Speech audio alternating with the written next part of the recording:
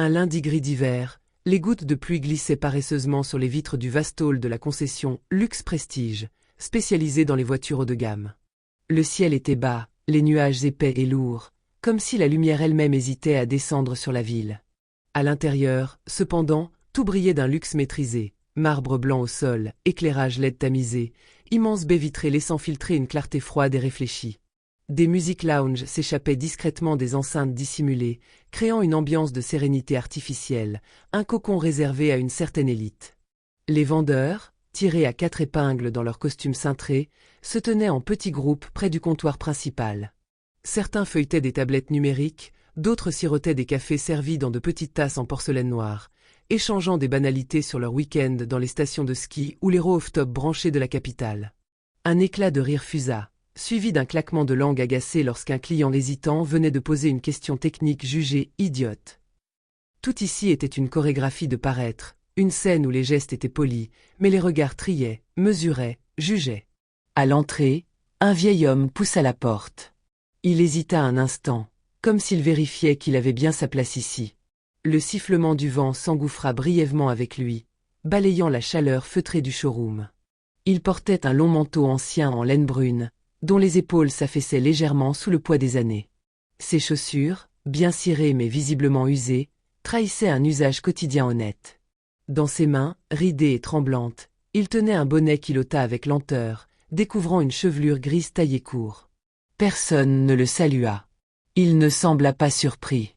Il baissa légèrement les yeux, comme pour mieux s'imprégner du silence, puis avança à pas mesurés à travers les rangées de voitures, observant chaque modèle avec une attention presque contemplative. Son regard ne trahissait ni avidité ni désir, mais une sorte de mélancolie paisible. Il s'arrêtait parfois longuement devant certains véhicules, frôlant du doigt les courbes parfaites des carrosseries, comme on effleure une mémoire ancienne.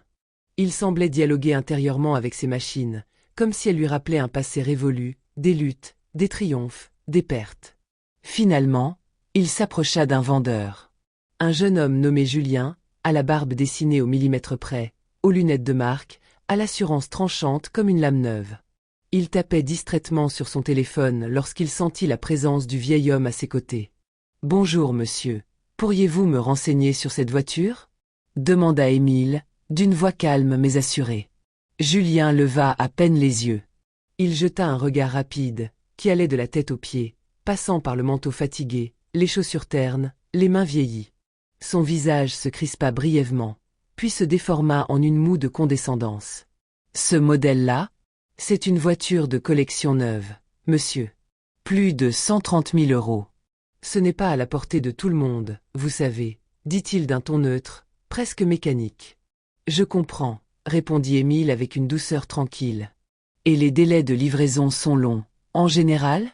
Julien soupira, comme exaspéré qu'on lui fasse perdre son temps. Écoutez, je vais être franc. On est assez occupé. Il y a des clients sérieux à gérer aujourd'hui. Vous voyez ? Peut-être que vous pourriez aller jeter un œil du côté des petites occasions à l'entrée de la ville ? Il y a des modèles plus adaptés. Sans attendre de réponse, il tourna les talons et rejoignit ses collègues, lançant une plaisanterie à voix haute qui déclencha quelques rires étouffés.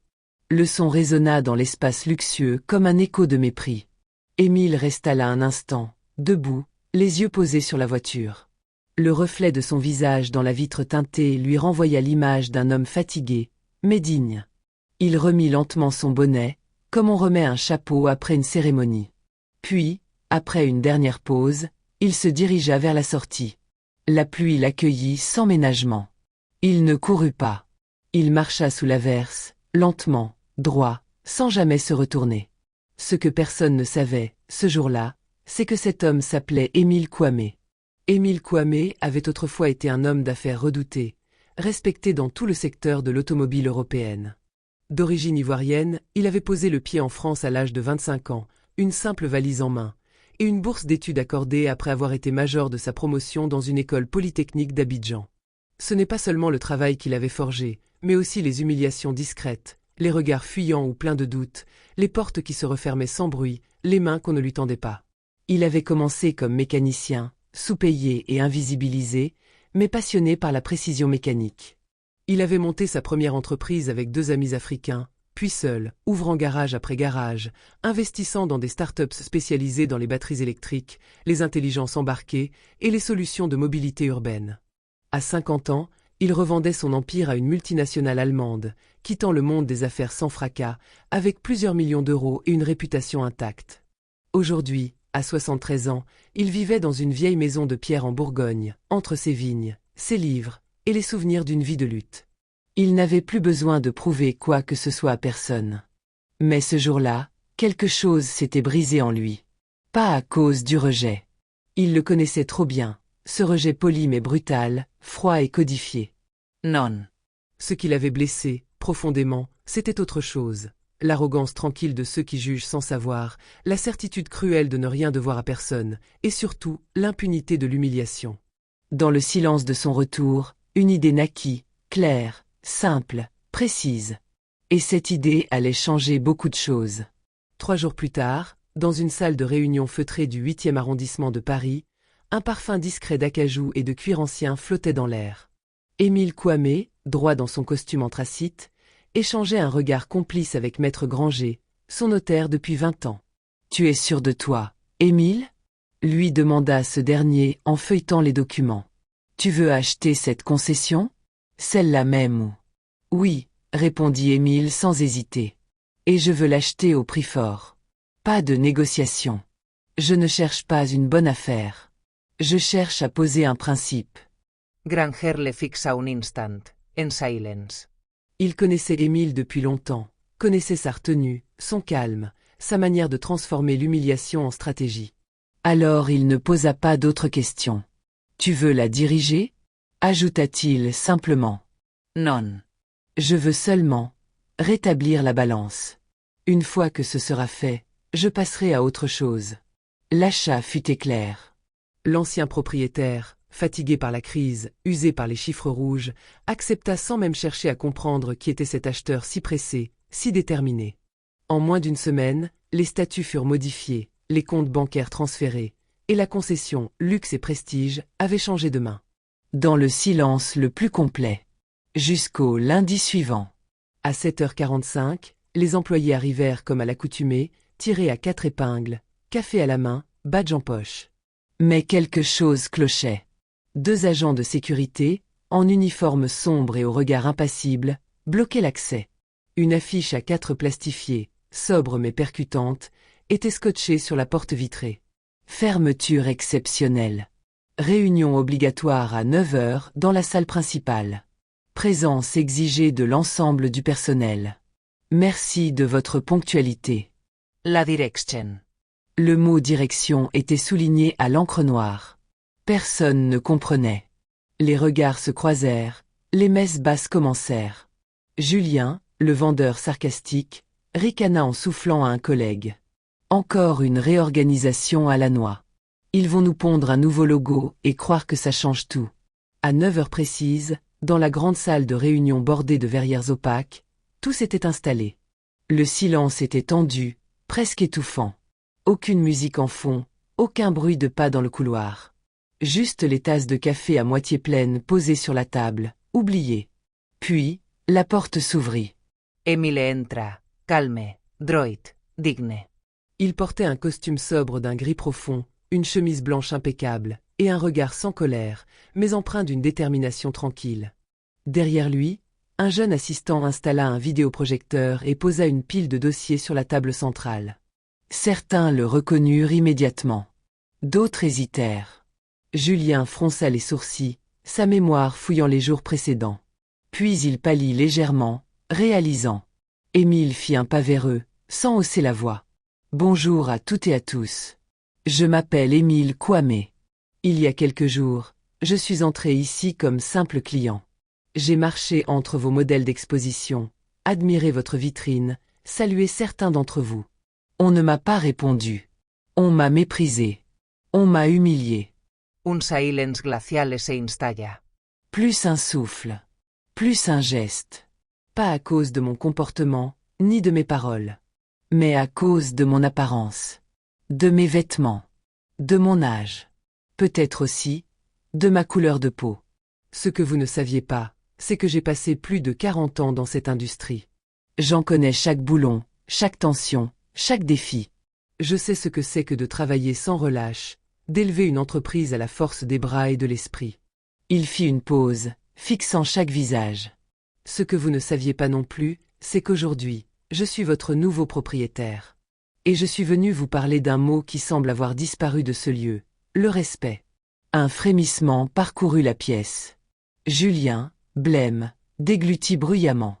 Le respect n'est pas un bonus. Ce n'est pas une option, ni un privilège accordé selon l'apparence du client. C'est la base. C'est ce qui fait qu'un commerce devient une institution. Ou reste une vitrine vide. Émile prit l'un des dossiers sur la table. Il le feuilleta lentement, en silence. Après avoir étudié les rapports internes et observé les pratiques ici, j'ai pris une décision. Dès aujourd'hui, l'intégralité du personnel commercial est licencié. Sauf 2 personnes, les 2 jeunes stagiaires que j'ai vus, l'autre jour, saluer un client en fauteuil roulant sans savoir qu'ils étaient observés. Un souffle coupé parcourut l'assistance. Certains blêmirent. D'autres se redressèrent, soudain inquiets. Julien bondit de sa chaise, rouge de colère. C'est une blague. Vous n'avez pas le droit. On a des contrats, on a des droits. Emile le regarda, imperturbable. Je le peux. Et je le fais. Les procédures sont en règle. Les indemnités seront versées, les dossiers transmis. Ce n'est pas une vengeance. C'est une leçon. Une entreprise qui ne respecte pas l'humain, quel que soit son visage, n'a aucun avenir. Il se leva, remit les dossiers dans sa mallette, puis se tourna une dernière fois vers eux. À partir d'aujourd'hui, cette concession ne vendra plus seulement du luxe. Elle vendra de la considération, de la confiance et de la dignité. Pour tous. Puis il sortit, calmement, laissant derrière lui un silence plus lourd encore que les paroles. En quelques mois, la concession fut métamorphosée. Les grandes baies vitrées furent nettoyées de fond en comble, la salle d'exposition réorganisée, les bureaux réaménagés dans un esprit d'ouverture et de transparence. Fini le marbre froid et les regards hautains. Désormais, chaque visiteur était accueilli avec un sourire sincère, dans une ambiance chaleureuse où les cafés étaient offerts sans arrière-pensée, où les fauteuils étaient confortables non pour impressionner, mais pour inviter à la conversation. Un nouveau personnel fut recruté.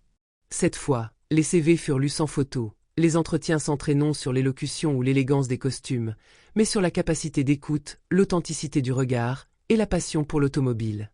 Des profils atypiques émergèrent, une ancienne mécanicienne reconvertie, un jeune passionné de voitures vintage autodidacte, une trentenaire auparavant caissière, mais dotée d'un sens inné de la relation humaine. Émile ne dirigeait pas la concession au quotidien.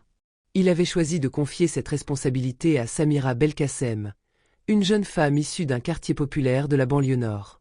Diplômée en gestion mais souvent écartée des entretiens à cause de son nom ou de son voile, elle incarnait à elle seule le changement qu'il voulait insuffler.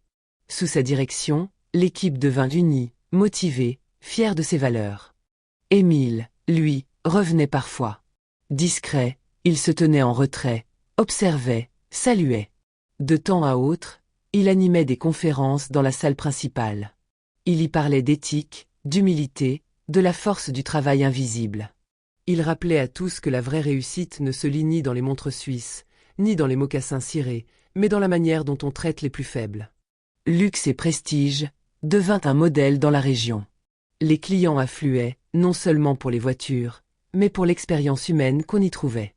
Des familles entières venaient découvrir les véhicules, poser des questions sans crainte d'être jugées. Des écoles de commerce sollicitaient la concession pour étudier son nouveau modèle de management. On disait que dans ce lieu, on vendait des voitures comme on offrirait des histoires. Quant à Julien, il tenta de poursuivre Émile pour licenciement abusif. Le tribunal rejeta sa plainte sans même la mettre en délibéré. Il tenta de se recaser dans d'autres concessions, mais sa réputation l'avait précédé. On le vit, un temps, dans un salon de l'auto, distribuant des prospectus pour une marque discount. Puis il disparut. Un matin d'hiver, alors que la brume nappait encore la vitrine, un adolescent franchit timidement le seuil de la concession. Il portait un blouson trop grand, ses baskets étaient usées, et son sac à dos pendait comme un poids sur ses épaules. Il observa les voitures en silence, fasciné mais nerveux, prêt à repartir au moindre froncement de sourcils. Un vendeur d'une quarantaine d'années s'approcha calmement, le visage ouvert. « Bonjour, jeune homme. Tu veux qu'on regarde les modèles ensemble? Il y en a une qui t'intéresse en particulier? » L'Egarcon le fixa, surpris. Vous me parlez à moi? Vraiment? Bien sûr. Ici, tout le monde mérite qu'on lui parle avec respect. Et les rêves, ça commence souvent par une simple conversation. Le jeune sourit timidement. Pour la première fois, il se sentit à sa place.